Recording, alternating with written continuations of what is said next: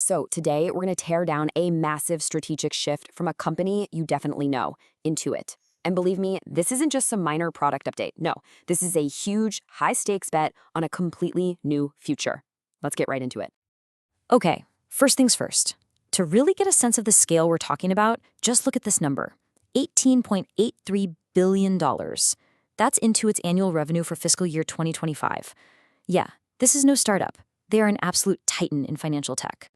And their dominance? I mean, it's just staggering. Intuit owns a whopping 80% of the US small business accounting market.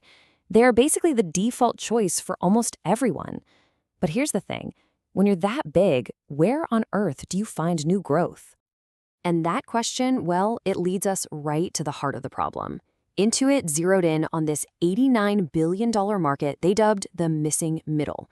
These are companies that are becoming too successful for QuickBooks, but they're not quite ready for the crazy complexity of a huge system from Oracle or SAP. For Intuit, this wasn't just some opportunity, it was a serious leak in the boat. So here's how we're going to break down their massive response. First, we'll look at the problem they were staring down. Then we'll dissect their three-part solution, which is all about product, people, and partnerships. And finally, we'll size up the results and look at the brand new battleground this whole strategy created. All right, let's start with that problem. You see, for years, as small businesses grew and succeeded using QuickBooks, they'd eventually hit a wall.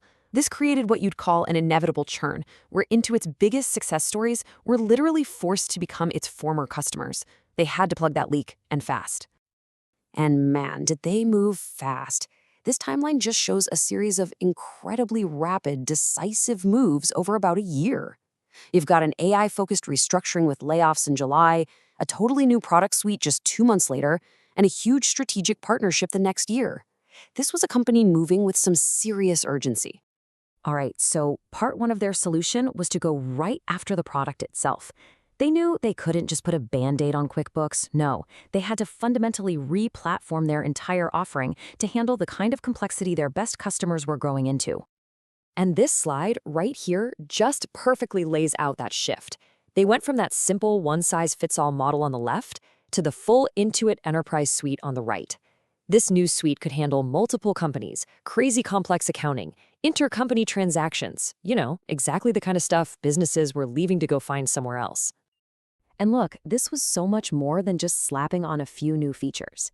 This was a direct attack on the number one reason they were losing their best customers. They were essentially building a bridge for their users to stay with them as they scaled, and at the same time, they were firing a huge warning shot at their high-end competitors. So, the big question, did it actually work? Well, the data is pretty clear. The mid-market segment, the exact target for this new product, exploded with 40% growth. That's more than double the company's already amazing overall growth of 16%. The product bet paid off, big time. Okay, so the product bet paid off, but that was only one piece of the puzzle. Now let's talk about the second, and maybe more controversial part, the people.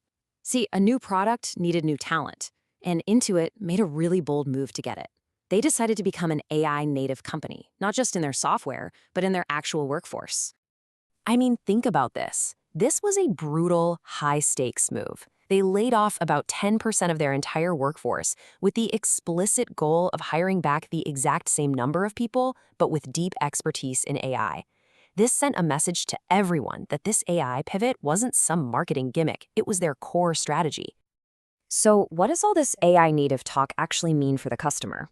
It creates what they call a done-for-you model. AI agents are baked right into the software to automate all that tedious, complex work.